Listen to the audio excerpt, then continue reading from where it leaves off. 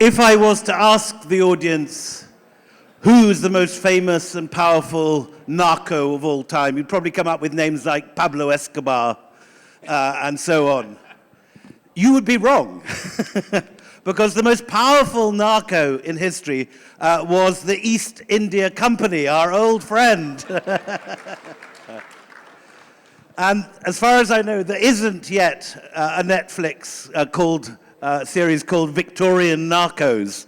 But if there would be, the cliffhangers, the violence, torture, and the bloodshed in it would exceed anything that Pablo Escobar even dreamt of in his potsy little operation in Colombia.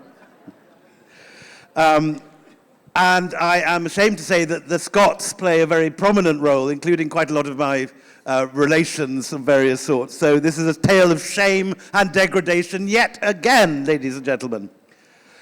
There is another reason, though, to attend this session today, because we have with Stephen Platt here, author of Imperial Twilight, an absolute masterclass in how to write history.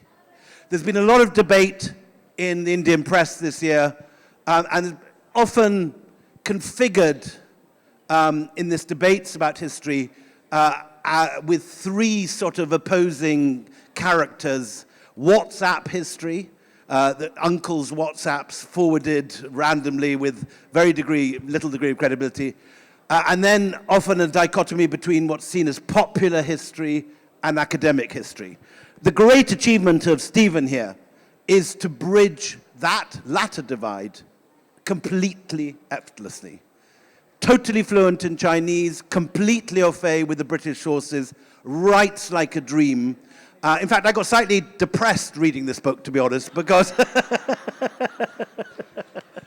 in all honesty, because I'd always thought that the Opium War would be a rather good next book after the other company books, and I can't possibly match anything like what Stephen has produced. And it's a spectacular book. I strongly, strongly recommend it. But of course, opium, we are here in Rajasthan, which is, I believe, the state with the highest production of opium traditionally of anywhere in India.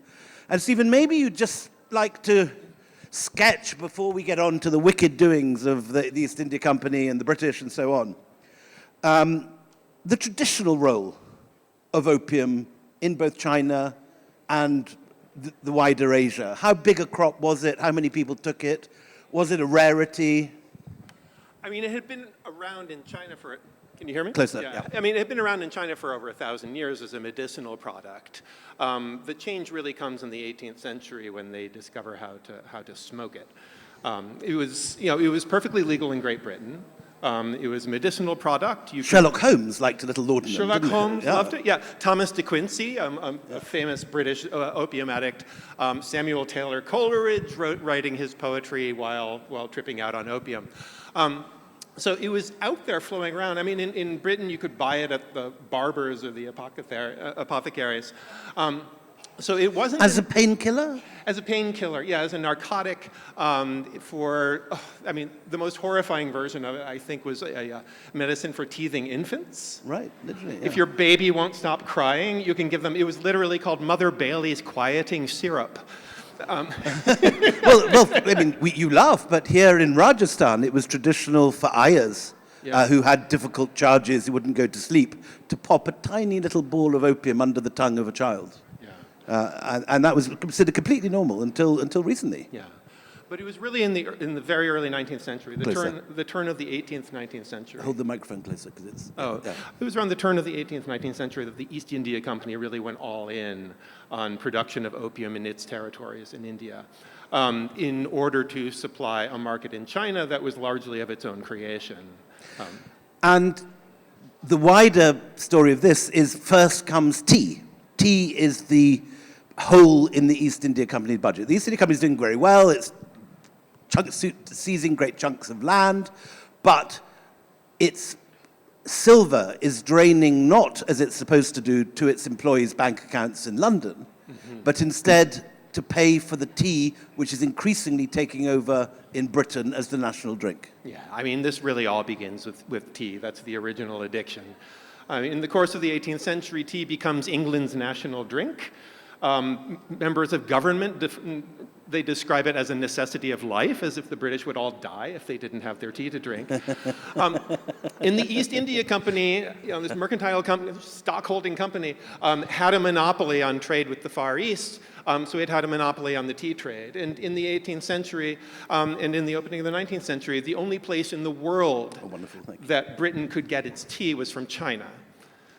In China, under the Qing dynasty, the emperor had restricted all British trade to one single port at the south of China, Canton, as it was known then.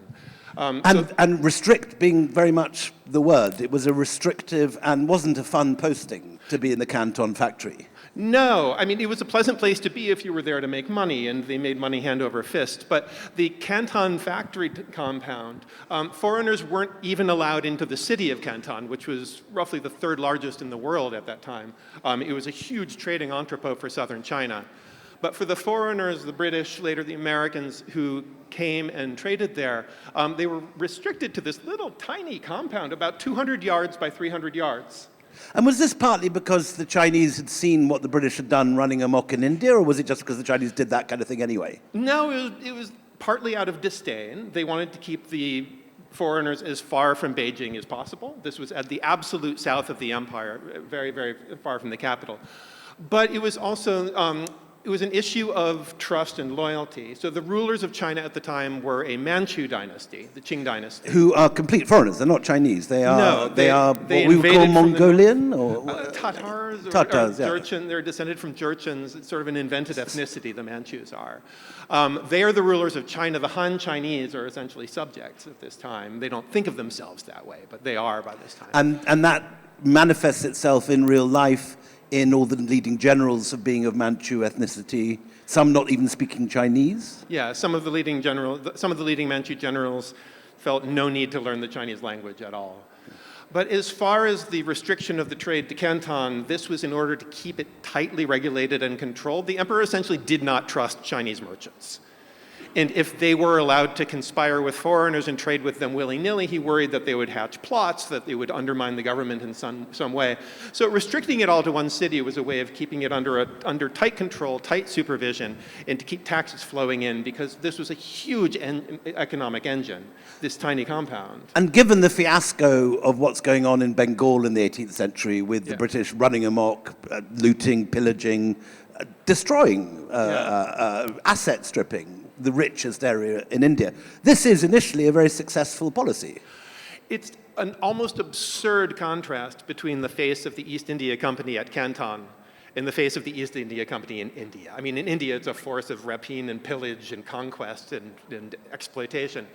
In China, there was just a handful of East India Company personnel at the factory compound, mostly accountants, and they followed the rules carefully. They were generally a force of stability there. They were respectful. They did what they were supposed to because they were terrified that if they did something wrong, the emperor would shut down their access to the tea. And if you go to that lovely museum in Hong Kong, there's a picture there of a court where East India Company officials are on trial because some guy has killed a random Chinese guy, and the whole company has to turn up and be put on trial. Exactly. So yeah, if there's an incident where a Chinese was accidentally killed by the foreigner would be executed. So the East India Company had no power at Canton. The British had no power there. I mean, the East India Company was the representative of Great Britain there. But as the British taste for tea increases astronomically, and there are graphs you see which are very, very steep curves. So the British suddenly get the thing that tea is their drink. Yeah. And equally, alongside that, the drain of silver into China increases. Plus, there's a lure, not just financial. In the 18th century, the French philosophers and Rousseau and Voltaire and so on are busy depicting China, far from an oriental anarchy like India, as being a center of high philosophy and interesting civilization. It has a very high view in 18th century France. Absolutely. I mean, in the 18th century, China was the most prosperous and largest and most unified empire on earth. I mean, roughly a third of the world's population lived in China. And it was viewed by, as you said, the Western Enlightenment philosophers saw in China an example of a state that did not need a church. that it was a state that was ruled by rational leaders based on Confucian texts, that it was a world of books. And it was very much idealized and very much a subject of awe by foreigners in the 18th century. So into this picture, the British decide they want to send a representative, Lord Macartney. Now, is this a East India Company mission, or is this a royal mission, a government mission? What's the... It's undertaken in tandem, but the East India Company doesn't really want to send anybody because they're worried about angering the emperor in some way or annoying the officials at Canton. At the same time as they're just, taking off Tipu Sultan, the Marathas. Exactly. I mean, we can't do that with the Chinese. It's incommensurable. There's no real circulation of personnel, but the East India Company personnel who serve at Canton come back to England. They don't get cycled through India. And generally, when individuals who had experience from British India come to Canton, they're the ones who start causing trouble. Yeah, sounds right. And they often get kicked out by the other personnel who have been at Canton longer. So tell me about the Macartney mission. So not a great success. Oh, poor Lord Macartney. So George Macartney was the head of England's first mission to China, a diplomatic mission. This was extremely hopeful. They were sent in 1792. They arrived in 1793. And Macartney did everything possible to create a good impression. He wasn't really sure about diplomatic protocol, so he came up with this outfit, this sort of mulberry crushed velvet outfit with this huge plume of feathers at the top, because he imagined that the Chinese were very ceremonial, and so they might appreciate this. Meanwhile, his secretary had heard that the Chinese were very scholarly, so he wore his Cambridge gowns, thinking that this would make the Chinese... Eden Ravenscroft. No, that didn't work. So Macartney set sail for China in two men of war, two enormous ships, 600 crates of gifts for the Qing emperor. And among these, and this is really the key to the mission, this is Britain's pride in its industrial revolution. And the gifts that Macartney brought were intended to prove to the Qing emperor the power and the ingenuity of the British. So there were scientific instruments, there telescopes, were weapons, telescopes, there was a planetarium apparatus that would fill an entire room. They described it as the most marvelous thing ever created by human hands. So they're really trying. They are really trying. They sent a hot air balloon and a man to operate the hot air balloon so he could fly over Beijing and the Chinese would fall down in awe at the genius of the British. But nothing quite goes right. Absolutely everything goes wrong. The gifts are a complete dud. Meanwhile, they learn on their way up to Beijing that the emperor has gotten word from other sources that they're bringing magical gifts, including a pillow that will transport you to faraway lands in your sleep, or a series of little men who are 12 inches tall, and a songbird as big as a chicken that could eat 8 bushels of charcoal a day. And Macartney gets very worried because he thinks that if the Qianlong emperor starts looking around for his magic pillow, that he's going to be disappointed. Meanwhile, the gifts are stamped on their way up to Beijing as tribute from England. And I should back off for a moment here and say that the Qing dynasty was the central power of Asia. And neighboring countries were welcome to send diplomatic missions to the capital, but they came as tributaries. As tribute, yeah. So then you have the whole issue of, does Macartney do the kowtow? Explain this whole thing. Okay, so Macartney very much did not want to be a tributary of China. He wanted to be treated as an equal because in his view, Great Britain and the Chinese Empire should be equals. So the whole embassy falls apart over this issue of protocol, that if you have an audience with the Qing emperor, there is a standard protocol. It's a standard ritual that I could get down. Yeah. Do it. Let's see a kowtow. I've never seen it, yeah. And then you sort of bang your head on the ground 3 times, and then you stand up, and then you get down and you do it 3 more times. It's a workout. And then you do it 3 more times. So 9 times kneeling down to the We floor. call that sun salutations here. If only Macartney had practiced his yoga ahead of time. It would be a very different story. So Macartney did not want to perform this ritual because he saw it as sort of as the representative of the King of England, he would be abasing himself. And so they entered into these negotiations over what he would do. Macartney said that he would perform the kowtow in front of the Qing emperor if a high-ranking Qing official would perform the kowtow in front of this picture of the King of England, this painting that he had brought along, and they didn't agree to do that. And then Macartney said, well, because we are equals, I will show the Qing emperor the same honor that I would show to my own king, which is that I would kneel on one knee before him and I would kiss his hand.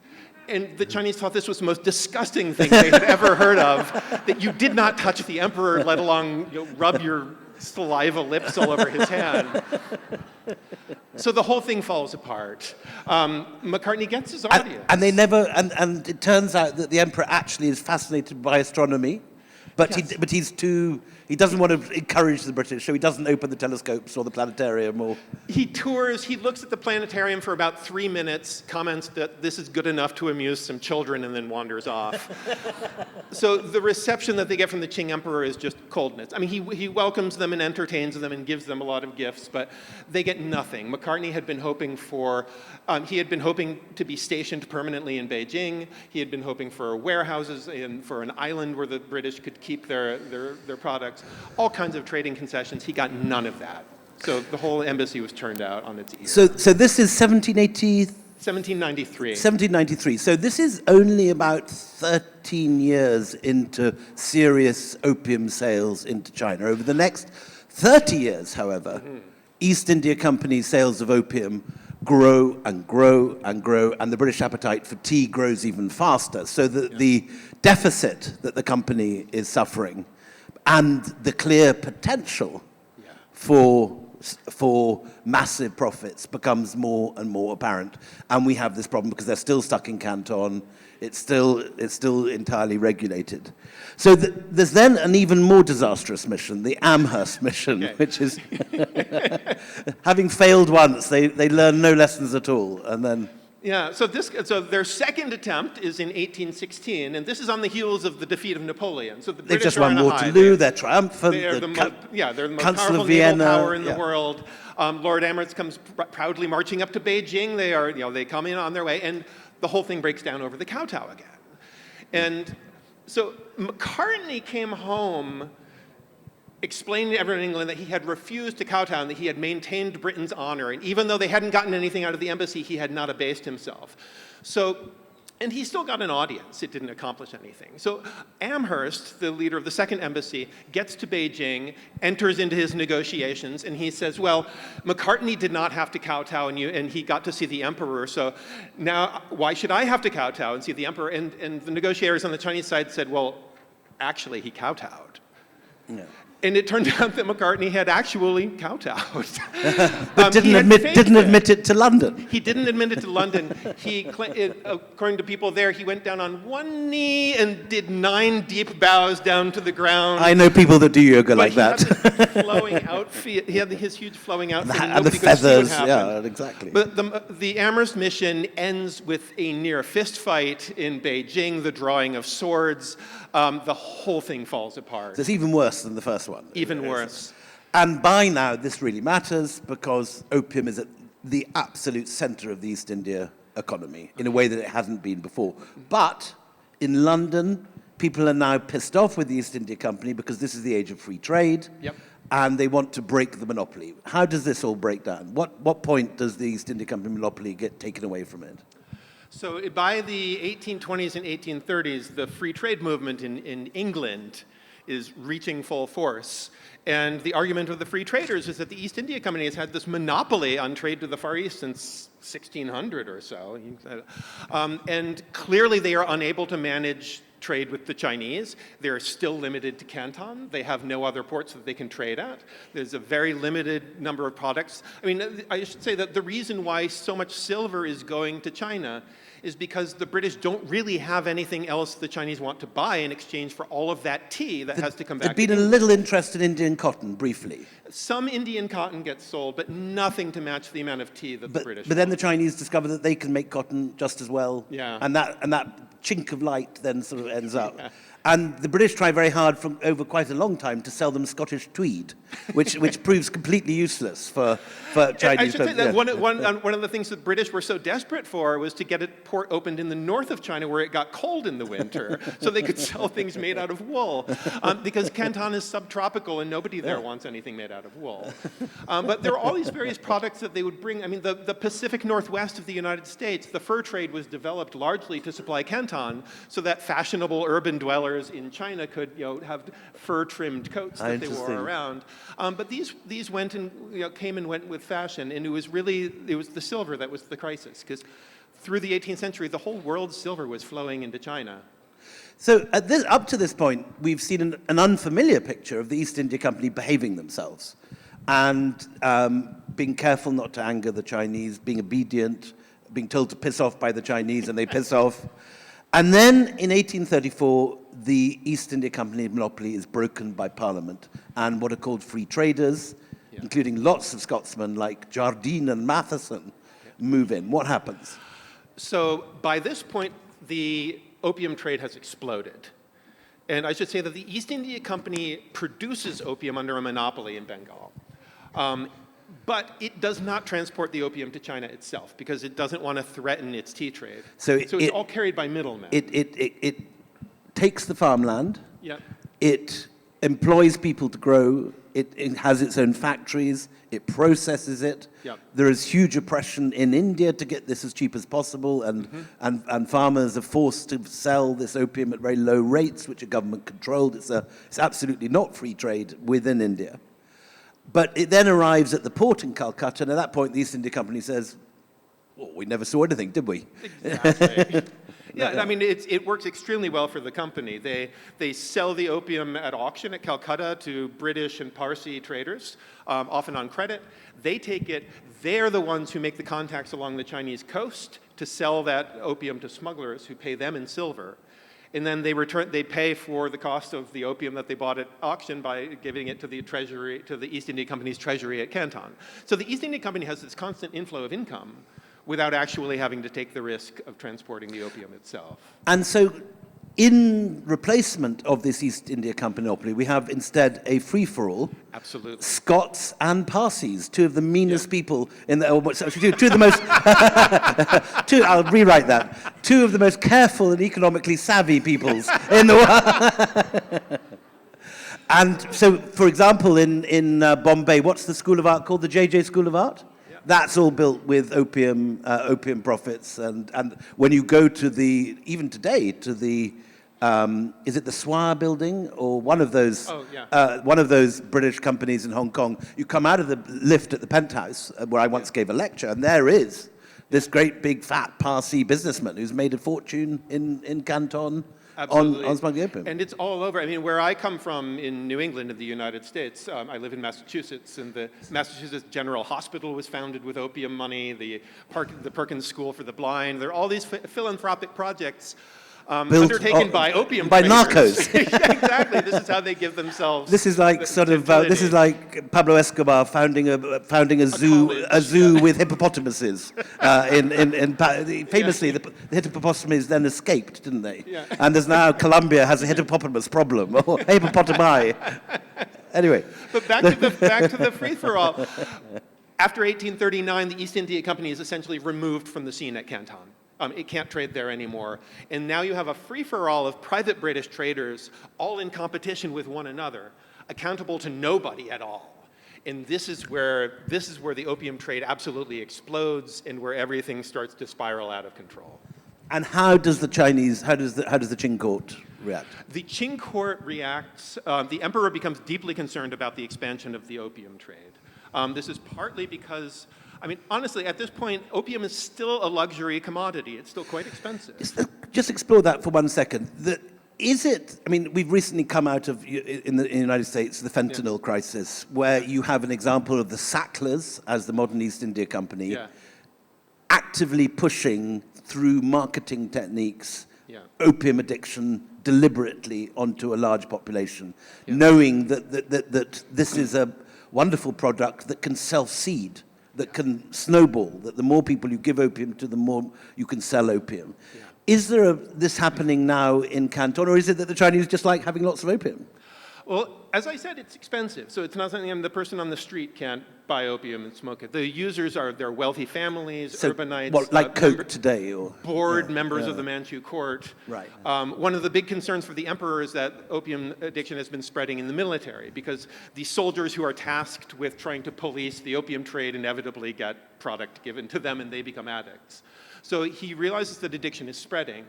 But there's an economic component. The silver problem. The silver problem. Yeah, silver crisis. So during the 18th century, that whole period when the world's silver is flowing into China, it really helps to stabilize the economy at a time when China's population was absolutely booming. I mean, China's population doubled in the 18th century, but the economy remained relatively stable. What happens is by the 1820s, there's more silver going out of China than coming in. And by the time you get to the 1830s, the drain is extreme. This is going to have some really curious economic repercussions. Go for it. All right. Yeah. So China had two currencies, one copper and one silver. The silver was much larger denomination. The copper coins are the little ones with the holes in them that you may have seen. Yeah. That's so that you put them on a string. Yeah, you put 1,000 of them on a string, and usually that's enough to buy 1 ounce of silver. So the normal exchange rate was 1,000 copper coins to an ounce of silver. For peasants, let's imagine that you were all peasants living in a village somewhere, you would have little, if any, silver. You wouldn't need it. You would be paid your wages in copper. The little things you bought would be in copper. So you live in a world of copper currency. The time when the exchange rate between those copper coins and the silver matters to you is tax time. That taxes were assessed on a district as a quota of silver that had to be paid up to Beijing. And so the district magistrate had to collect enough copper coins from all of you to buy a sufficient amount of silver. As the silver drains out of the country, the supply dwindles, and silver becomes more and more valuable. When wealthy people in China realize this is happening, they start hoarding silver because it's growing in value, to the point where, just before the Opium War, the exchange rate goes from 1,000 copper coins to an ounce of silver to 1,500 or 1,600 copper coins to an ounce of silver, which means that if you are peasants in your village, even if you have nothing to do with opium or the opium trade or foreigners, your taxes went up 50 to 60%. So this begins causing social unrest, and this really ultimately is what triggers the emperor to really take matters into his own hands. Enter Commissioner Lin. Enter Commissioner Lin. So there is a debate at court about how to solve this problem of opium. One side argues that it should be legalized and regulated and taxed. The other side argues suppression, and they win out. The emperor is very much on the side of suppression. And Commissioner Lin initially has this quite clever idea that the Chinese just grow their own opium, exactly. don't they? Yeah, which would have solved the problem. So Commissioner Lin, Lin Zexu, he is going to be the one responsible for shutting down the opium trade at Canton. He's a high-ranking official who is chosen to be an imperial commissioner, which means that he personally carries the authority of the emperor. So when he comes to South China, he has command over all of the civil officials and all of the military officials. And he is an absolute suppressionist.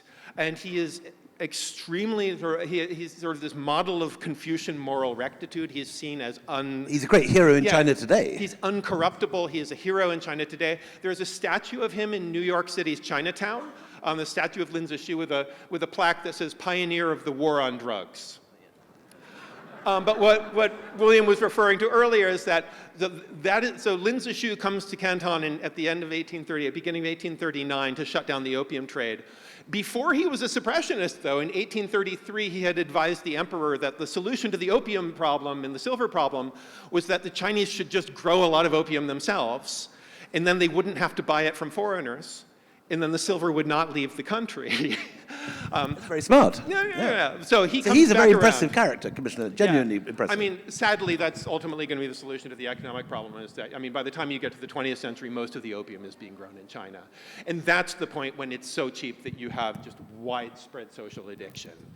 It's going to keep going and going. Not really until then. It's an aristocratic problem. Both the nationalists and the communists in China are going to rely heavily on opium traffic in order to subsidize their militaries. So Commissioner Lin comes to Canton, and he takes on this complete idiot of the East India Company, Charles Eliot. Tell us about Charles Eliot. Okay. So Lin Zexu comes to Canton, the representative of the emperor. He's actually not, as far as we can tell, the emperor has not authorized him to involve the British in any way. He's simply supposed to shut down the domestic traffic, which probably would have been successful. He sets his sights on the British, though. And he issues orders to the British traders in their little factory compound at Canton that they all have to hand over their opium stores immediately and then sign agreements that if they ever trade opium again in China, they agree to be executed for it. They collectively shrug their shoulders. These are private merchants.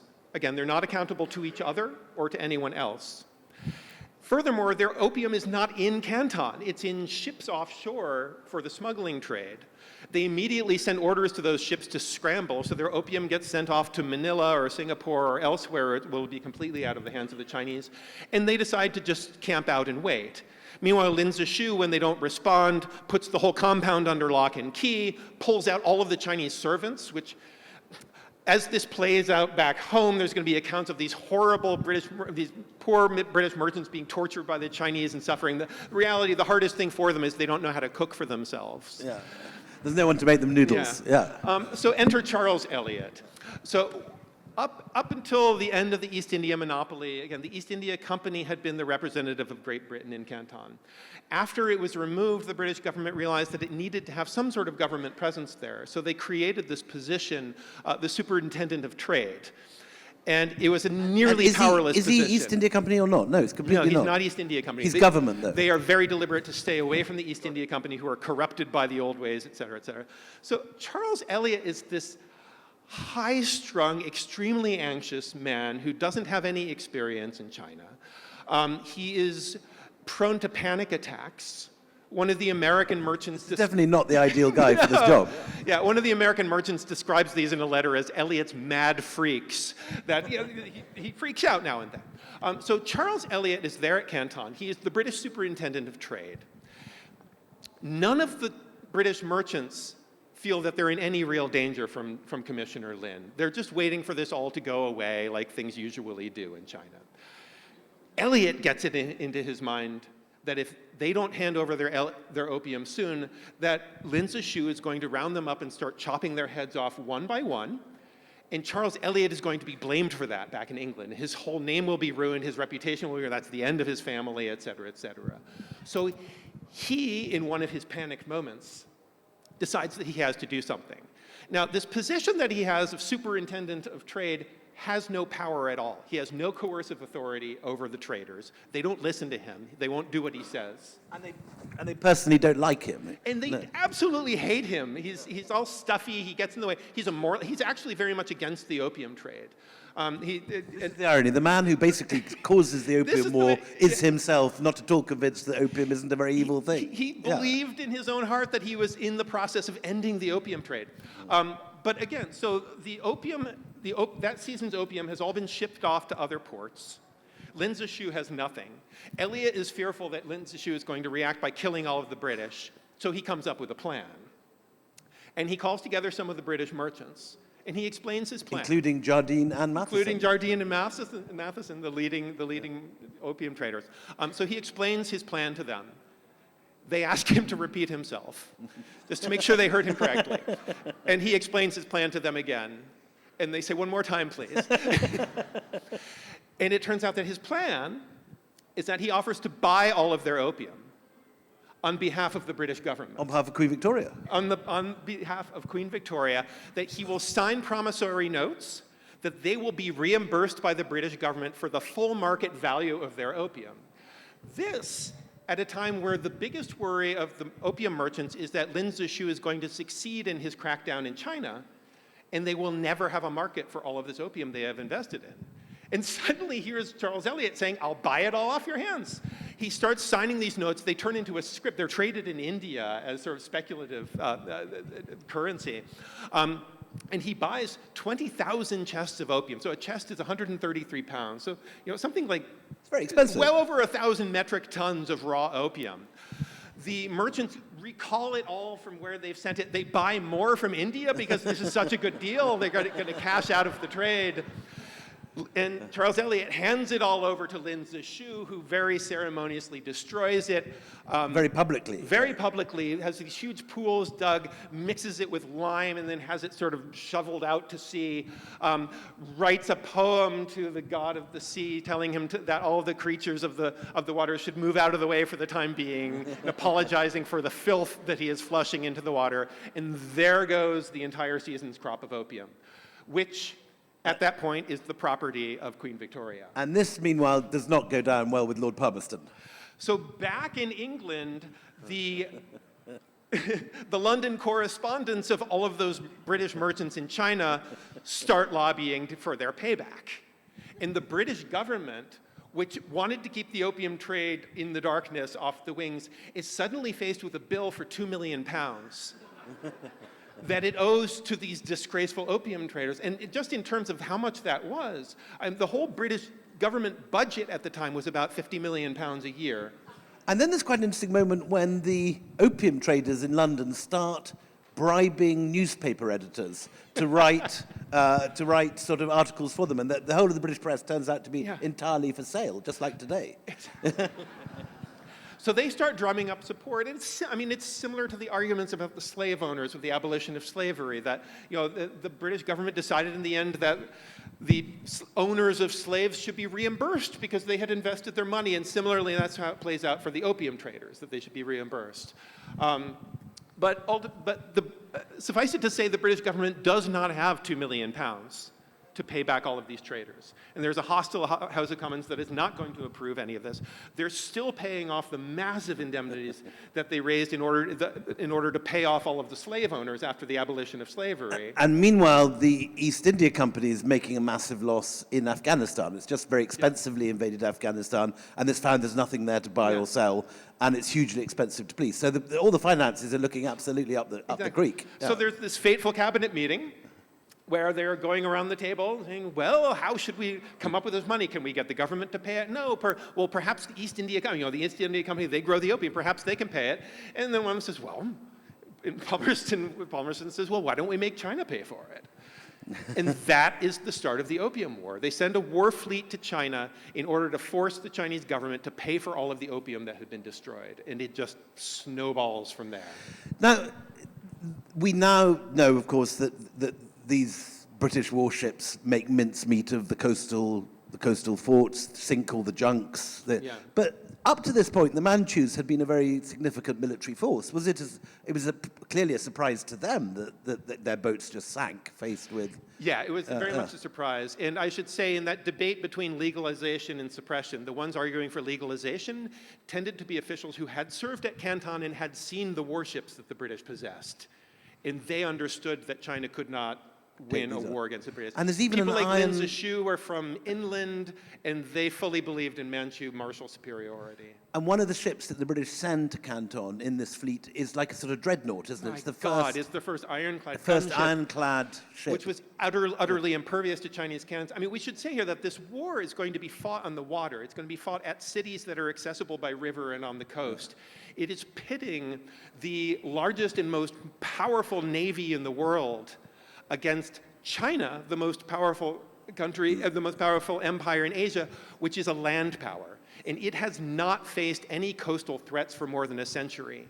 And so it has not deemed it worthwhile to waste its money on a navy that has no purpose. So it essentially has no navy at the time of the Opium War. And they train up all these guys to sort of swim to the British ships and then bore holes in the... and it doesn't work. It's even worse than that. It's a heartbreaking war. The most heartbreaking image of it that just haunts me from my research is at the city of Ningbo on the coast of China, when the British fleet was arriving. Just out of desperation, one of the Chinese military commanders came up with a plan, and they bought 19 trained monkeys from a market. And the plan was they were going to strap fireworks to the back of the monkeys. And when the ships came into the harbor, they were going to have people go out and fling the monkeys with the lit fuses onto the British ships, and the monkeys would run to the back where the gunpowder stores were and blow up, set off the entire gunpowder stores, sink the ships, and there goes the Navy. This didn't happen. No, because the British fleet came in and everyone ran away. Yeah. And they left the monkeys, and they were tied up, and eventually they were found, and they had starved to death. So in the final peace treaty, which ends this catastrophe, Hong Kong is handed over? Is this war or the Second War? That's where Hong Kong comes to Britain, and Palmerston is furious about it. Elliot takes Hong Kong. Palmerston sends this letter to him calling it, basically like, this watery rock with barely a house upon it. What are we ever going to do with this thing? This is Hong Kong. This is going to be sort of the prized jewel of the British Empire in East Asia. for the foreseeable future. Yeah. But this is not just old history in China today. This is absolutely the center of what powers China. This idea that there's been this century of humiliation that now must be paid back. Yeah, so the treaty that ends this war, it's essentially dictated at gunpoint by the British. It's the first of what are going to be called the unequal treaties. In this war, this is a watershed moment for China's foreign relations, because this is the point where Western powers conclude that you can get what you want from China through violence. Yeah. They didn't believe that. I mean, people thought Britain was crazy to send a little war fleet to fight against the largest empire on earth, but it succeeded, ironically. So this begins what is viewed in hindsight in China as the century of humiliation, starting with the Opium War, going through the Japanese invasion in World War II. This remembered as a period of weakness. And this is taught as an example of what the Chinese must not do. They must do the opposite of this. They must... Yeah. Exactly. So the Opium War, by convention in China, is taken as the starting point of modern history. And it is the point when feudal imperial China was dragged kicking and screaming into the world of imperialism. And Commissioner Lin is regarded as one of the most favored imperial officials in all Chinese history. He's one of the most admired people now. He was scapegoated at the time. The emperor blamed him for starting a war that nobody wanted, but he's come back around. And this is really, this is the bedrock of Chinese nationalism. This is a war where, part of Xi Jinping's vision, the Chinese dream of the future, is really to get back to the status that China had prior to the Opium War, where it was central, it was unified, it was the dominant power in Asia, to get past that era of weakness, of being bullied by foreign powers. And it's really, the memory of that bullying by the British is very much alive today. There was a famous moment of great British diplomacy about 10 years ago when David Cameron and George Osborne, the Prime Minister and the Chancellor of the Exchequer, determined to make good relations with China, turn up on a mission in November. Now, in November, we have what commemoration day, a Memorial Day. And the thing you do in Britain is you put on a red poppy into your buttonhole. And this is a symbol of all the fallen of the fields of Flanders and all the death in World War I and World War II. This was not how the Chinese saw it when they saw a lot of British politicians turning up on a plane with poppies on. and rather like the Amherst and the McCartney missions, it all ended very sourly, very quickly. But you would say that this was something which informs China's view of the West even today. It is something which China is actively trying to, in a sense, undo. Exactly. And it's also it's the basis of a very widespread belief that belief held in China that China is not itself an empire, it is only a victim of imperialism, which we can discuss later. But again, it's this 19th century template of a China that unquestionably has the moral high ground. This was a war over drugs. Yeah. I should say, when I spoke about this in Hong Kong a few years back, I talked with a woman afterwards who had grown up in Hong Kong while it was a British colony. And if you walk around in Hong Kong, the names of these figures from the Opium War are everywhere on the Elliot streets. Street, Matheson Street, everywhere. And I asked her, well, what did you learn in your British school in Hong Kong, at ground zero of the Opium War? And she said, well, in my British history class, we learned that this was an unfortunate conflict that was nevertheless necessary in order to open China to trade, and you can see the fruits of it all around you. And she said, and then I would go down the hallway to my Chinese history class, which was taught by a Chinese teacher, who explained that this is the war where the British came and forced opium down the throats of the Chinese against their will. And so I think both of those interpretations were still very much alive. Ladies and gentlemen, please give an enormous round of applause to Stephen Platt. Thank you all for coming. It's a wonderful book. We have time maybe very quickly for just 2 quick questions. Microphones, hands up. Who would like to ask anything? The lady and the gentleman both in the same row with their hands very, very straight ahead here. And the lady beside him with the... First the gentleman, then the lady. Or first the lady, then the gentleman. Yes, exactly. Hi. Yeah. I'm so looking forward to reading your book. I'm so looking forward to reading your book. I was just going to ask you, from a personal perspective, what new resources and new things you've uncovered from, say, something like Dolin's book in order to write your book? I mean, a lot of the archival materials of the Opium War have been gone through over and over. In terms of researching this book, a lot of the most interesting sources were on the British side. I think because, I mean, the conventional telling of this war is just, that, of course Britain went to war in China, that's what they do. But there was so much conflict among the British public and the British government. I think those were the most interesting sources that I came up with. The debates in Parliament, the diaries of British government officials. I mean, in the midst, as this war is starting, William Gladstone, who's going to be a 4-time prime minister, writes in his diary, I am in dread of the judgments of God upon England for her national iniquity towards China. And I think trying to... There's a lot of resistance, a lot of popular resistance to this. Yeah. Just like Clive in Britain is hooted and hissed in the streets and eventually commits suicide. Yeah. There's massive unrest in Britain against this war, which is and I would interesting. just say further to that historians can sort of get into a certain rut of interpretation on an event. And when you step out of that, you can find all kinds of sources that other people ignored because they thought they weren't relevant or interesting. This gentleman here, standing up. Yeah. Thank you. I'm wondering, in 100 years, I believe at this point in time that we can currently see that there's a separation between what's happening in India and happening in China, and there seems to be this push away where we can see that the banning of TikTok and other Chinese almost companies coming into the West, while we're seeing this opening of Indian companies, and we're seeing this rise of people like Vivek in the Trump kind of establishment. Do you view that the future is one where the West will try and form this marriage with India and have this divorce of China? We saw that with Kissinger opened China to the West, but we're seeing as Kissinger's about to die, he believes his vision is over, that Nixonian vision Kissinger has died, is dead. Kissinger has died, Yeah, so at 100 years old, so it's do you believe the future is an Indian-focused future from the West rather than a Chinese? Like all historians, I'm terrible at predicting the future. And one of the things that we find when we are studying history is how incapable people in their own moment are in terms of being able to see what's going to happen down the road.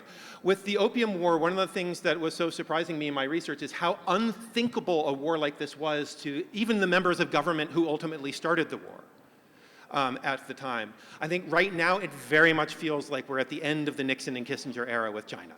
It feels like the door that was opened in the 1970s is closing. But with relations with China, things can really just turn suddenly and in unexpected ways.